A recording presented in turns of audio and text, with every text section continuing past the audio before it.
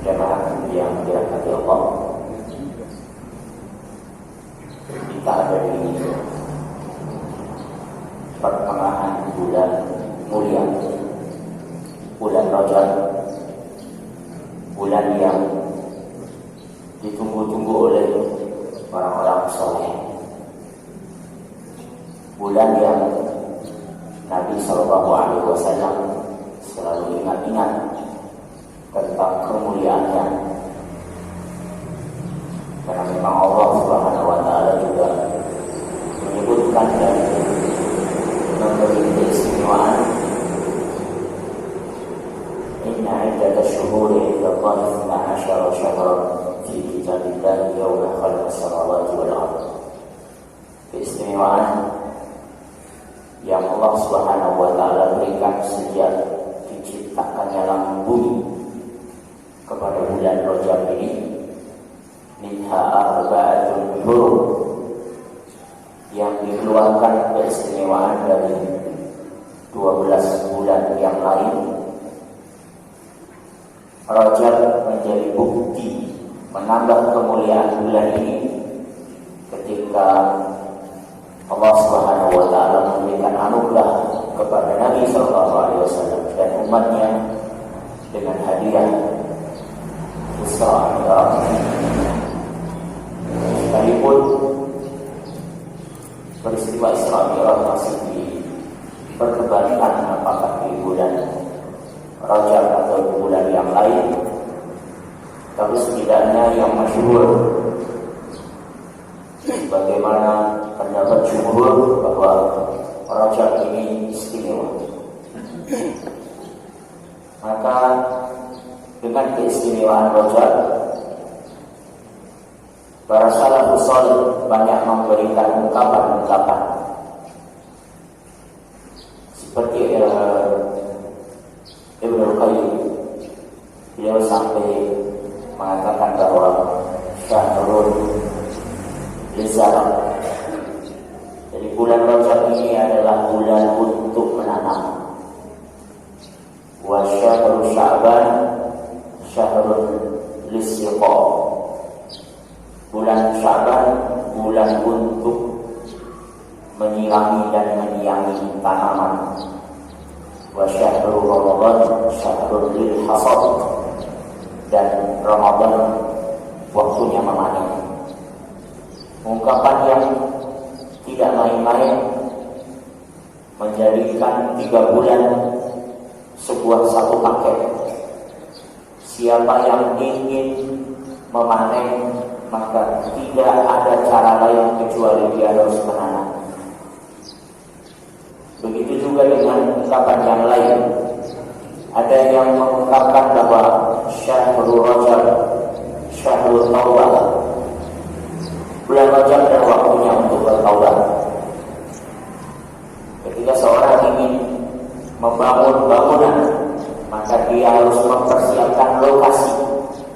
Setidaknya dia harus persiapkan dan mensterilkan semua tempat yang nanti akan dia bangun dari sampah. Jika akan membangun bangunan yang kokoh di bulan Ramadan, maka harus dimulai dari bulan Rajab. Syahrul Taubah wa syahrul Sya'ban syahrul ibadah, dan bulan Sya'ban adalah bulan yang untuk ibadah. Kemudian nanti dilengkapi dengan syahrul Ramadan syahrul siyadah, barulah akan bisa memaksimalkan Ramadan untuk menambah terus dan menambah ziyadah. Dan pagi ini saya ingin mengingatkan sebaik-baik persiapan yang harus kita mulai dari sekarang, sebagaimana para salafus salih diingatkan oleh Nabi SAW. Qad aqallukum syahrul Ramadan, sudah nampak rindangnya bulan Ramadan dari jauh. Sampai Nabi mengajari doa yang diriwayatkan oleh Imam At-Tirmidzi, Imam Abu Dawud, walaupun sebagian ulama atau sebagian besar besar ulama hadis mendhaifkan hadis ini, tapi secara esensi, secara tekstual tidak berlawanan dengan apa yang sudah menjadi istimewa bulan Rajab. Nabi mengatakan, Allahumma barik lana fi Rajab wa Sya'ban wa ballighna Ramadan. Ini menambah kemuliaan bulan ini, dan tidak ada cara lain untuk menambah keberkahan bulan Ramadan, bulan Rajab, bulan Sya'ban, kemudian puncaknya pada Ramadan, keberkahan bersama Al-Quran. Betapa tidak Nabi Isa alaihissalam ketika beliau lahir, beliau kemudian dituduh sebagai anak hasil mesum. Ya ukhta Harun, wahai saudaranya Harun, Maryam yang dia telah melahirkan seorang anak anugerah dari Allah Subhanahu wa taala ini dituduh, maka abuki roha sawi wa makanat ummuki baghiyah. Bapakmu orang baik-baik dan ibumu bukan pelacur. Ini ungkapan yang sangat menyakitkan, membawa-bawa nama baik ayah dan ibunya.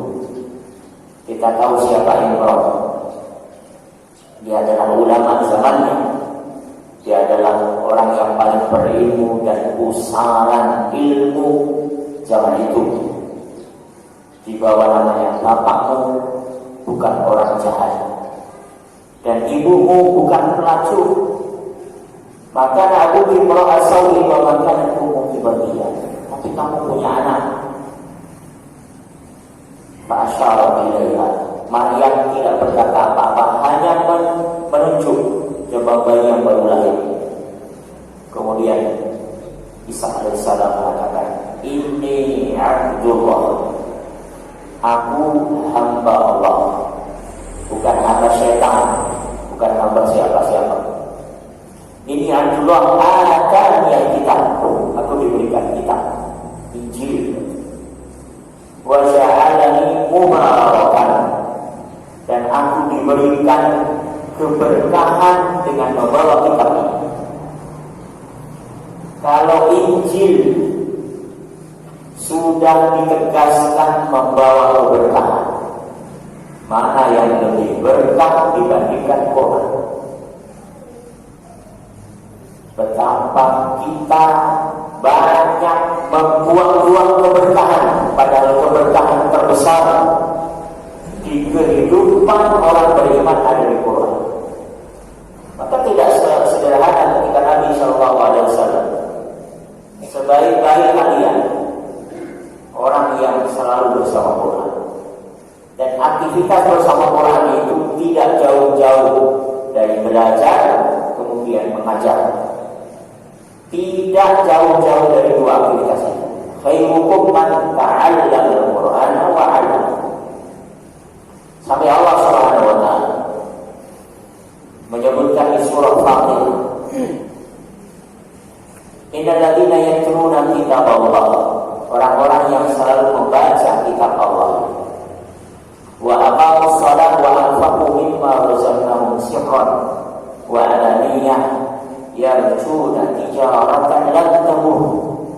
Mereka sebenarnya sedang berharap tijarah jual beli lan tabur yang tidak pernah akan merugi. Ada tiga yang Allah sebut perdagangan yang tidak pernah merugi di ayat ini. Yang pertama adalah anfaqu mimma razaqnahum sirran wa alaniyah, menginfakkan apa yang Allah rezekikan. Kemudian wa aqamus shalah, mendirikan salat. Ini aktivitas Ramadan. yang tidak pernah jauh-jauh dari aktivitas infak, aktivitas sholat. Tapi yang pertama Allah sebut adalah innal ladzina yatluna kitaballah, orang-orang yang selalu membaca kitab Allah, yarjuna tijaratan lan tabur, tidak akan pernah rugi perdagangan mereka. Saking Allah ingin menyadarkan manusia, sampai Allah gunakan tijarah. Tijarah itu jual beli, seolah Allah ingin mengatakan bahwa manusia ini tidak pernah jauh-jauh dari aktivitas jual beli, dan Allah yang akan membeli, dan tidak pernah ada kerugian di sini. Ditambah lagi liwafiyahum ujurahum, Allah akan penuhi semua ujur, ajarnya, balasannya, wa yazidu, kemudian Allah tambah lagi min fadlihi, dari karunia Allah Subhanahu wa taala. Setelah itu Allah tambah innahu ghafurun syakur, dan Allah Maha Pengampun, Maha memberikan nilai terhadap rasa syukur.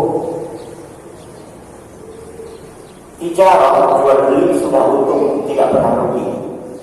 Allah penuhi lagi ganjaran, Allah tambah lagi, Allah beri karunia, Allah ampuni semua kesalahan-kesalahan dan dosanya.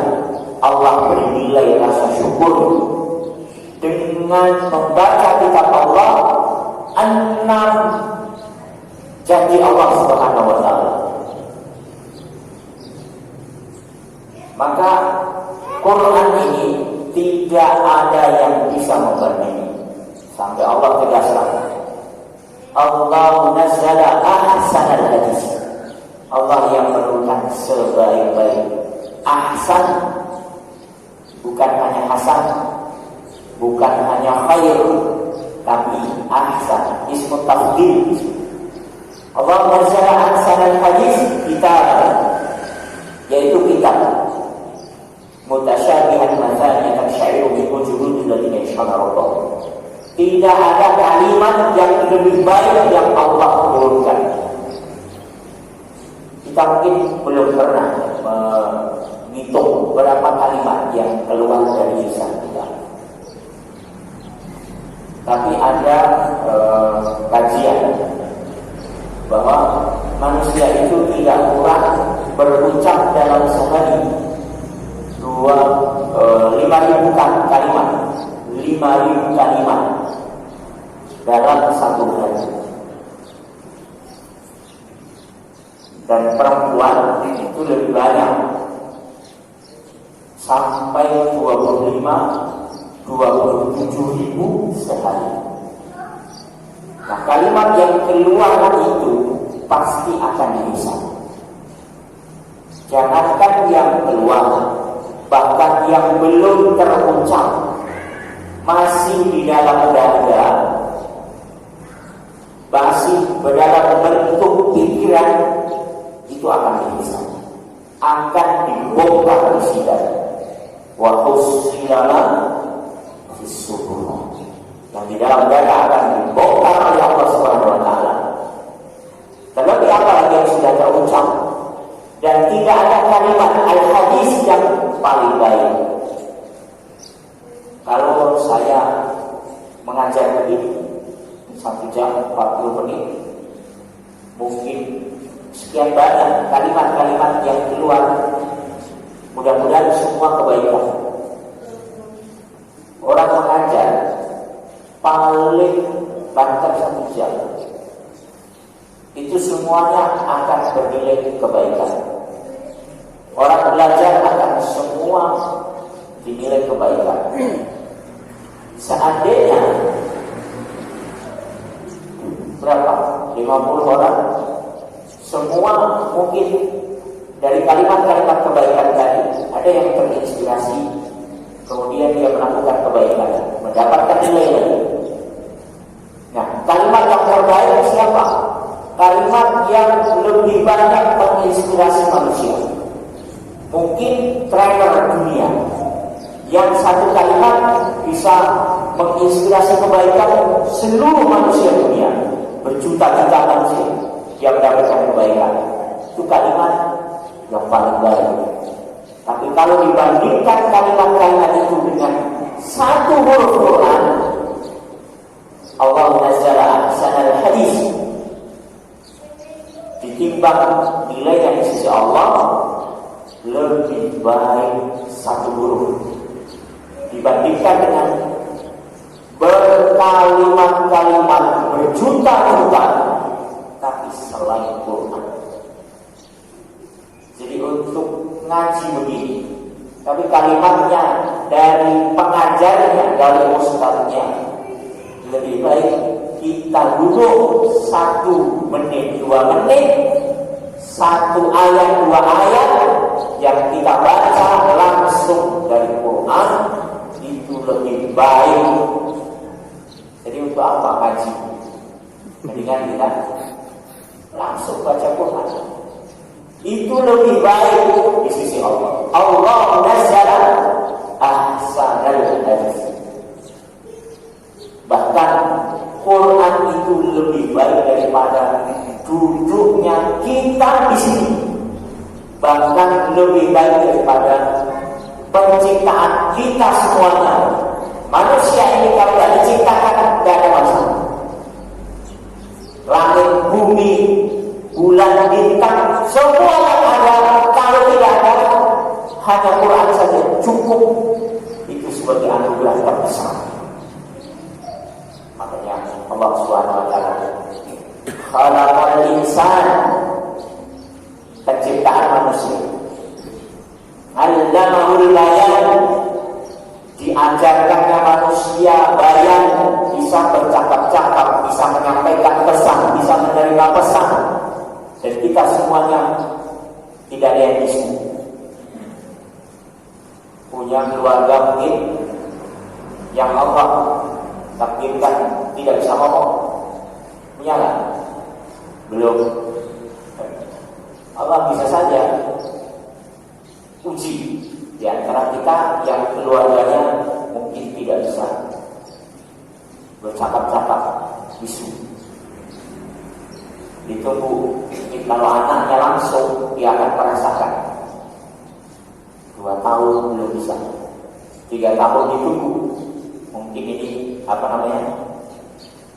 speech delay, dia tunggu terus. Usia sekolah mereka belum juga, sudah mulai keresahannya.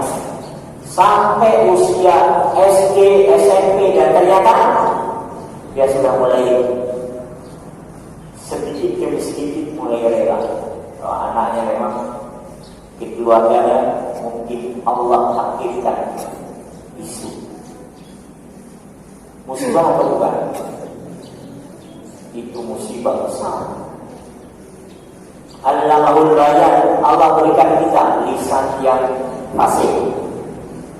Orang bisu itu kalau ditanya maunya apa?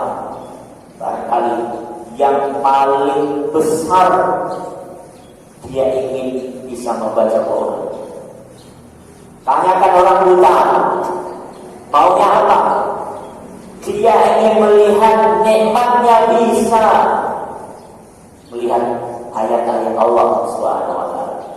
Kita ini matanya ada, lisannya ada, fasih. Allamahul bayan, was-samaa'a rafa'aha wa wada'al mizan wal qamar wasyamsu wasyajaru yasjudan was-samaa'a rafa'aha wa wada'al mizan alla taghaw fil mizan wa aqimul wazna bil qisti wa la tukhsirul mizan wal arda, bumi, wal arda, kemudian wal arda wa wada'al lil anam fiha faqihatun wan nakhlu dhatul aqma wal hablu al asli wal rakan fa bi ayyi ala rabbikum atukadziban. Nikmat mana lagi yang paling engkau ingkari? Nikmat mana lagi yang kamu mengingkari dari 12 atau 13 nikmat Allah yang berturut-turut Allah sebutkan. Pertama jelas penciptaan kita, hadirnya kita di dunia ini nikmat besar. Langit, bumi, matahari, bintang-bintang, pepohonan, semua sampai Allah sebut wa nahlu wa rumman wa habbul asli wa raihan. Pebijian yang ada ini semuanya nikmat Allah. Tapi apa yang Allah sebut pertama? Ar-Rahman, itu adalah rahmannya Allah memberi nikmat itu. Al-Quran, yang Allah sebut pertama adalah Al-Quran. Baru khalaqal insana allamahul bayan. Jadi dunia dan seisinya ini itu nikmat yang diulang-ulang sebanyak 31 kali. Fabi ayyi ala'i rabbikuma tukadziban. Dari pertama ayat fabi ayyi ala'i rabbikuma tukadziban, ayat yang ke-13 diulang berapa kali? 13 dibalik jadi 31. Fabi ayyi ala'i rabbikuma tukadziban itu di ayat ke-13 diulang berapa kali? Kalimat itu diulang sebanyak 13 dibalik menjadi 31 kali. Di Quran kalau diulang itu fitrah. Kalau ada pengulangan berarti ada penekanan. Seandainya diulang sekali itu sudah takkid, diulang lagi takkidnya lebih banyak, dan tidak pernah ada pengulangan lebih banyak dibandingkan kalimat ini. 31 kali. Quran diulang di ayat yang lain sampai 4 kali. Walaqad yassarnal Qur'ana lidzikri fahal min muddakir. Walaqad yassarnal Qur'ana lidzikri fahal min muddakir. Diulang-ulang di dalam surah Al-Qamar. Allah ingin memberikan pesan apa? Jangan main-main dengan Quran. Dan Quran ini membawa berkah wa hadza kitabun, dan kitab ini anzalnahu mubarakun fattabi'uhu la'allakum turhamun.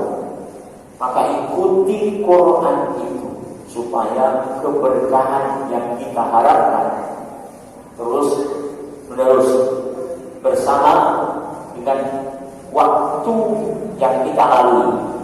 Kitabun anzalnahu ilaika mubarakun, di ayat yang lain liyadabbaru ayatihi wa liyatadhakkara ulul albab. Al-Quran yang Allah Subhanahu wa ta'ala ini turunkan sampai disebut dengan fadlan minallah, hadiah cuma-cuma. Sudah hadiah cuma-cuma, fadl, dan hadiah yang paling besar itu disebut fadl. Kalau enggak, wa ni'mah. Fadlan minallah wa ni'mah. Tidak ada hadiah yang lebih besar melebihi hadiah itu. Kalau kita diberikan nikmat yang terbesar itu identik dengan harta biasa. Kalau dapat harta, nikmat. Kalau nikmat-nikmat yang lain nggak terasa. Nikmat nggak sakit gigi, nikmat itu nggak terasa nikmatnya. Nikmat tidak sakit kepala, nikmat nggak sakit. Gak ada, itu gak ada rasanya nikmat. Tapi kalau nikmat ditransfer orang cuma-cuma, atau nikmat dapat gaji, apalagi cuma-cuma, yang kita hasil dari kerja itu sudah terasa nikmatnya. apalagi tanpa usaha. Saya punya rumah, dan untuk kamu aja cukup. Itu. Tapi Allah sebutkan, "Falidzalika falyafrahu," maka berbahagialah. "Falidzalika falyafrahu," berbahagialah. "Huwa khairun mimma yajma'un." Sesungguhnya nikmat bersama Quran itu khairun, lebih baik, mimma yajma'un, dengan apa yang mereka kumpulkan. Yang manusia umumnya kumpulkan apa? Harta. Yang manusia umumkan itu harta. Tapi Allah beri penekanan, berbahagialah kalau kita bersama Quran. Orang lain waktunya habis. Ini kalau subuh itu, saya kadang sudah sampai ke pasar kampung. Sebelum subuh itu sudah sampai sana. Pasar kampung itu sudah penuh. Pasar kampung mana Pak?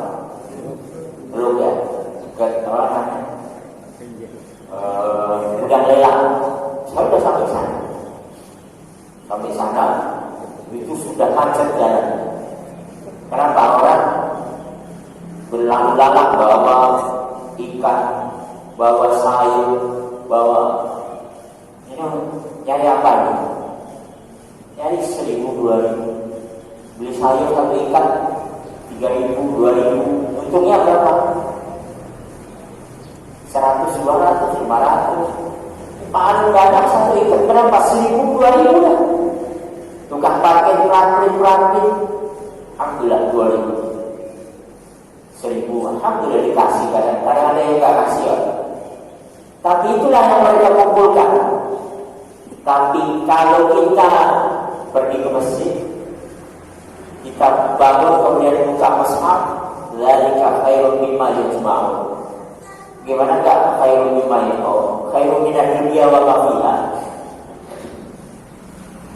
Tapi orang tidak menyadari itu.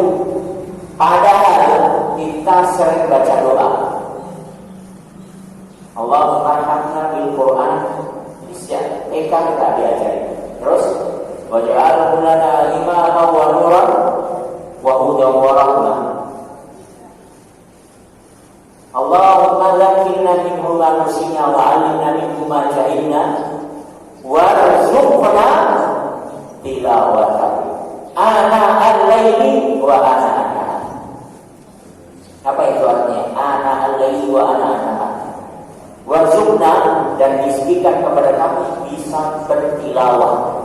Tilawah ana al-laili, ana al-laili sepanjang malam, wa ana an-nahar sepanjang siang. Ini saya punya keyakinan 100%. Satu-satunya doa mungkin yang saya pastikan tidak pernah akan dikabulkan. Saya punya keyakinan tidak akan pernah dikabulkan doa. Ngapain dibaca setiap kali? Anak-anak diajarin habis apa? Habis TPA, habis ngaji, semua orang baca itu gak usah dibaca. Kenapa dibaca? Wong tidak akan pernah dikabulkan. Coba saya mau tanya, yang tadi malam sepanjang malam baca Quran siapa? Coba, ada nggak? Tuh, nggak ada. Katanya doanya apa?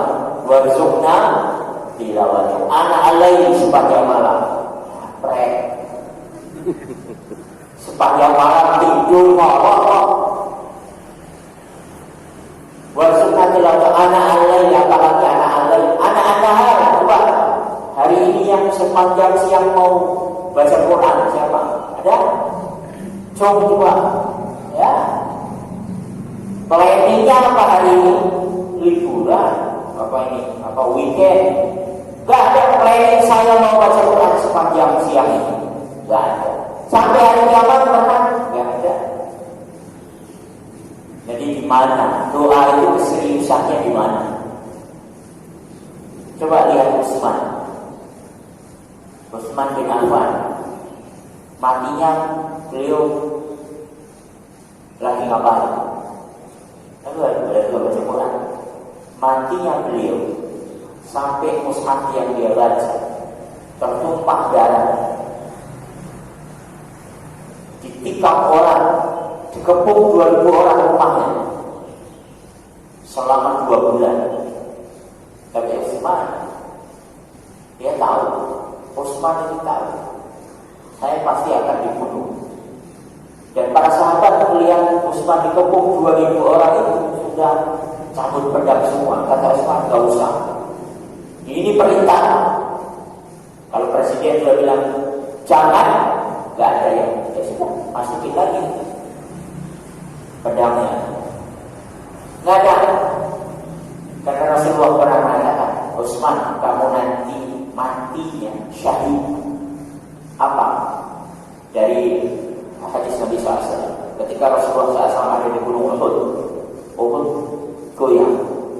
Usbud ya Uhud, diam wahai Uhud. Fa inna 'alaika nabiyyun wa siddiqun wa syahidun. Yang ada di atasmu ini tahu dia nabi, dia as-siddiq, Abu Bakar, dia syahid. Itu ada umat nama Utsman. Dia tahu Utsman, dia akan dibunuh. Jadi ketika dikepung 2000 orang, alhamdulillah, ini mungkin sudah kebenaran hadis tadi. Kata Rasulullah, Utsman, kamu nanti mati dalam keadaan puasa. Mati dalam keadaan puasa. Dan benar, ketika Utsman tidur di hari itu, Utsman sedang puasa. Kemudian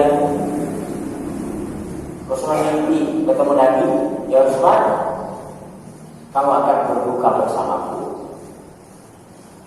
Artinya dia tidak buka bersama siapa-siapa, dan dia nggak sempat buka kalau sudah wafat, sudah dibunuh, sudah syahid. Yang ketiga, Utsman, kamu akan 4 intinya. Ini dari hadis yang disimpulkan dari hadis yang tersebar. Dia mati syahid, dia mati puasa, dia mati baca Quran, dia akan mati sendirian.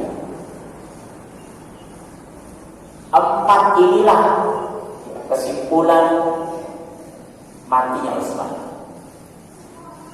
Maka Utsman ketika itu kemudian setelah mendengar hadis-hadis itu, Utsman tidak pernah meninggalkan baca Quran. Utsman tidak pernah meninggalkan puasa. Utsman tidak pernah rame-rame banyak orang. Jadi setelah jadi khalifah itu kan ada pas-pampres. Pas-pampres di zaman Utsman itu libur terus. Mau dikawal gak usah, saya pengen sendirian. Gak usah, saya pengen sendirian. Maka ketika dikepung 2000 orang, tidak ada yang menemani Utsman. Dan begitulah Utsman ketika dia tahu bahwa dia mati dalam keadaan baca Quran. Tahu Utsman berapa dia baca Quran dalam sehari? Dikatakan Utsman karena yahtimul Quran fi kulli raka'ah. Utsman membaca Quran setiap 1 rakaat hatam 30 juz. Setiap 1 rakaat hatam 30 juz. Kalau kita boleh pilih dan ditanya, pilih mana Pak? Mau matinya dalam keadaan apa? Apa? Pasti kalau ditanya satu-satu, sensus terbesar dia mati dalam keadaan sujud, dalam keadaan sholat jamaah. Mungkin ada yang sholat subuh, mungkin sholat Jumat, ya kan? Itu udah umum. Mati dalam keadaan apa Pak maunya? Kalau boleh pilih sujud sekarang. Dari mana? Wong wasit dia gak pernah. Itu nyambung gak nih? Ingin mati dalam keadaan sujud gak pernah sholat. Jadi orang mati itu sesuai dengan kebiasaan yang terbanyak yang dia lakukan. Kalau orang hobi naik gunung, ya dia nanti mungkin mati sasar gunung. Kalau dia hobi apa? Ya tergantung aktivitas apa. Kalau kita mau mati dalam keadaan sujud, jangan lepas dari sujud, pasti mati dalam keadaan sujud. Kalau mau mati dalam keadaan seperti Utsman, dia tidak akan meninggalkan Quran. Itu nyambung. Kalau mau mati seperti Utsman dalam keadaan puasa, jangan tidak puasa. Puasa terus, pasti mati dalam keadaan. Nah sekarang warzuqna tilawatahu ana al-laili wa ana an-nahar. Ya Allah rezekikan saya bisa baca Quran siang malam. Tidak pernah pegang Quran. Tidak pernah. Ini kan tidak nyambung. Terus warzuqna rezekikan kepada kami tilawah. Lazimnya rezeki itu harta. Rezeki itu pasti harta. Dan tidak salah. Wa mimma razaqnahum yunfiqun. Yang kami rezekikan diinfakkan. Itu maksudnya apa? Infak harta. Wasari'u ila maghfiratin min rabbikum wa jannatin 'arduha as-samawati wal ardu wa idzatil muttaqin alladziina yunfiqun. Orang yang berinfak apa? Harta maksudnya. Jadi yang sempurna disawai wa dharra wa kadhimin wa al-'afina nas. Nah, harta yang identik dengan rezeki itu ternyata tidak demikian untuk doanya. Warzuqna tilawatan, dan rezekikan bisa tilawah. Itu yang diajarkan. Minta rezeki bisa bertilawah, bukan tidak rezeki harta. Kalau kita sadar bahwa Quran itu rezeki yang lebih baik daripada harta, dan berinteraksi dengan Quran, setidaknya pertama adalah tartil warattilil Qur'ana tartilah. Tartil itu kira-kira sesuai dengan aturan, standarnya jelas. Ulama sudah membuat rumusan tartil Quran yang tajwid itulah. Jadi kalau yang belum belajar tajwid tuntas, maka segera, karena ilmu tajwid tidak ada ilmu yang lebih mudah daripada tajwid. Ilmu dunia yang pernah dirumuskan oleh para ulama, oleh para ilmuwan, tidak ada yang lebih mudah dibandingkan dengan ilmu tajwid. Kita ini sudah belajar macam-macam, arsitek, kedokteran, fisika, kimia, bahkan astronomi, bahkan ilmu, semua dipelajari. Ilmu kedokteran itu gak gampang. Gak semua orang bisa. Matematika gak gampang. Apalagi kimia sampai rumus-rumus, fisika, biologi, gak gampang semua. Berjilid-jilid tebal kitabnya. Untuk tajwid berapa tebelnya ilmu tajwid, dan bisa dihafal. Anak-anak kecil sudah hafal Tuhfatul Atfal, dihafal. Yaqulu rajul rahmatil ghafir Daumat Sulaiman wal Jamzuri, itu dihafal sampai di luar kepala, sampai jadi gigit. Ilmu tajwid kok belum tuntas juga. Hanya ada yang salah. Itu standar minimal minimal warattilil Qur'an tartila. Setelah itu nanti mungkin ada tartil yang kedua qiraah. Qiraah dari qara'a yaqra'u artinya membaca. Qara'a yaqra'u artinya mengumpulkan. Qara'tul ma, saya mengumpulkan air sedikit demi sedikit dimasukkan ke bak namanya qara'tul ma. Qiraah itu membaca apa? Membaca itu Quran dikumpulkan huruf demi huruf jadilah ayat demi ayat terus jadi surah, ya sehalaman dua halaman jadi makro, jadi hizb, kemudian jadi juz, jadi hatam. Juz 30 juz. Nah ini qara'a namanya hatam. Qara'a mengumpulkan. Sebagian kaum muslimin kalau baca Quran tidak dikumpulkan. Dia masuk masjid ambil Quran, buka seenak dia buka surah Yasin, buka tutup taruh dalam, bagus daripada ngelamun masuk masjid merenung melihat orang pada keluar masuk masjid. Nanti keluar masjid, besok pas masjid lagi ambil Quran lagi, buka lagi surah apa, tidak jelas dia baca surah. Besok lagi baca Quran, nggak jelas. Itu bukan Quran. Quran itu mengumpulkan. Kemarin di juz 1, besok lanjut juz 2, juz 3. Begitu namanya Quran. Sampai kata Rasulullah SAW, akhtimu sampai hatam di syahr dalam 1 bulan. Jadi ada komunitas one day one juz itu bagus. Itu diilhami dari Nabi SAW ketika didatangi oleh sahabat. Ya Rasulullah, saya ingin khatam Quran setiap hari. Kebanyakan 2 hari sekali kebanyakan, 3 hari sekali kebanyakan, 1 sekali kebanyakan, 10 hari sekali kebanyakan. Rasulullah kebanyakan terus. Saya khatam Quran berapa lama? Kalau begitu 1 bulan. Aktifu bisyahar. Sudah itu minimal. Maka dibuat karena kita ini susah, gak senang kalau baca Quran, kalau melakukan aktivitas sendirian.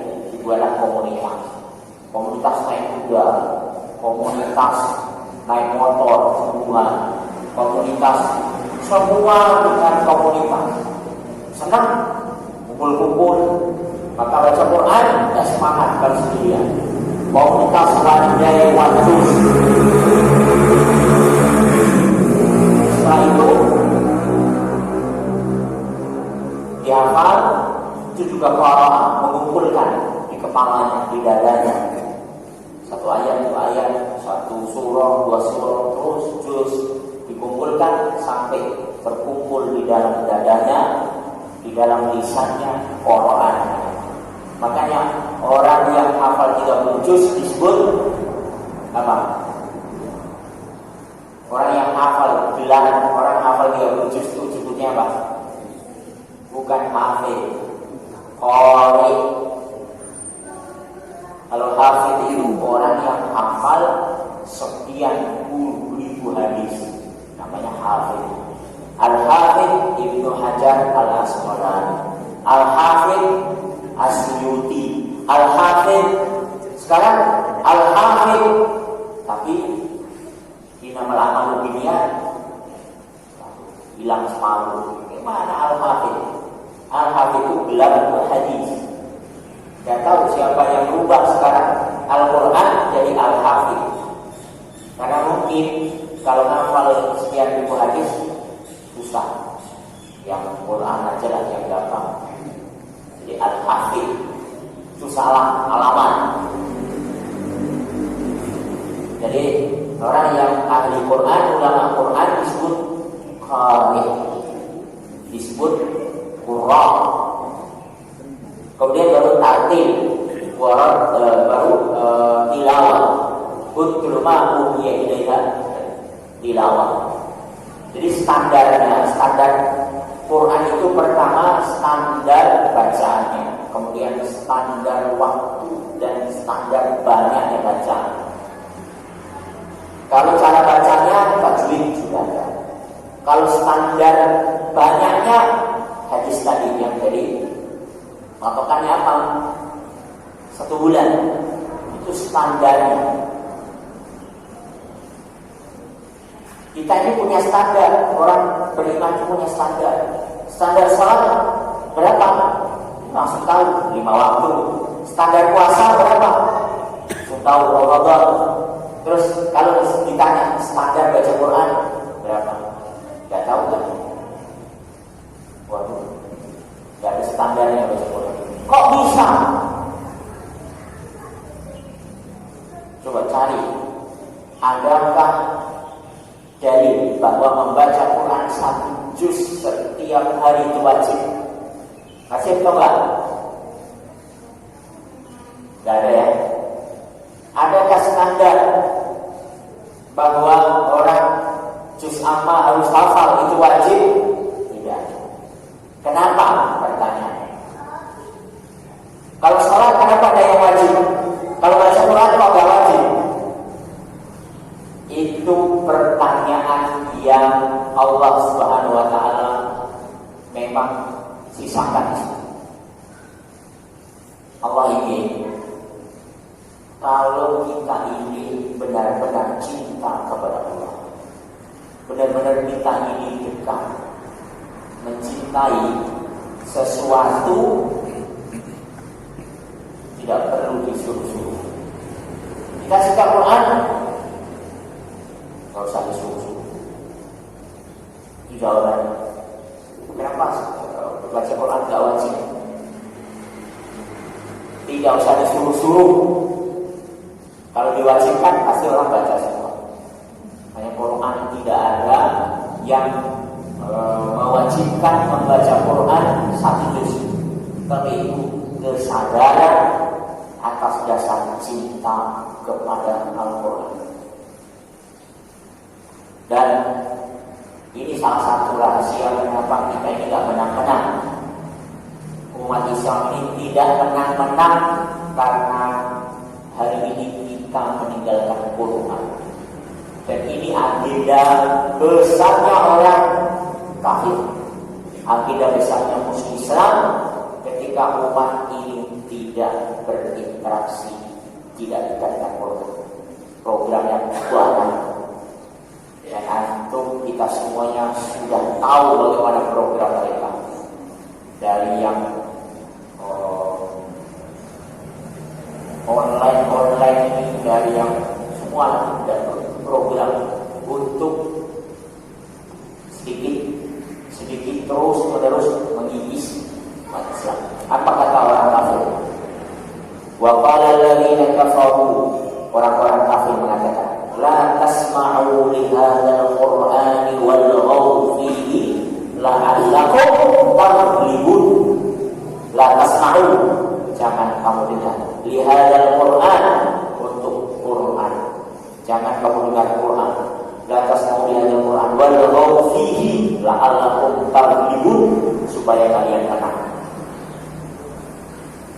Dan kemenangan orang kafir, musuh-musuh Allah Subhanahu wa taala, ketika kita sudah tidak lagi mendengar Quran, ketika kita sudah tidak lagi membaca dan dekat dengan Quran, maka ini kemenangan. Dan itu program sejak dulu, sejak Quran pertama kali diturunkan, itu sudah orang kafir programnya begitu. Apa programnya? Jangan mendengarkan baca Quran. Tufail bin Amir Ad-Dawsi masuk Mekah tutupi pakai kapas, karena ada flyer banyak sekali, jangan dengan baca Quran, jangan dengan baca Quran. Mungkin baliho-baliho, jangan mendengarkan baca Quran. Orang-orang kafir itu punya undang-undang tidak boleh mendengarkan Quran sampai hari ini. Kalau sekarang kan tidak mungkin, jangan mendengarkan baca Quran. Itu intoleran. Kita kan toleransi. Maka programnya halus, tidak kasar begitu. Nah, ini barangkali peringatan untuk kita semuanya agar kita kembali tawasau bil haq wa tawasau bis sabr. Kita saling menasihati untuk sama-sama kita kembali kepada Al-Quran.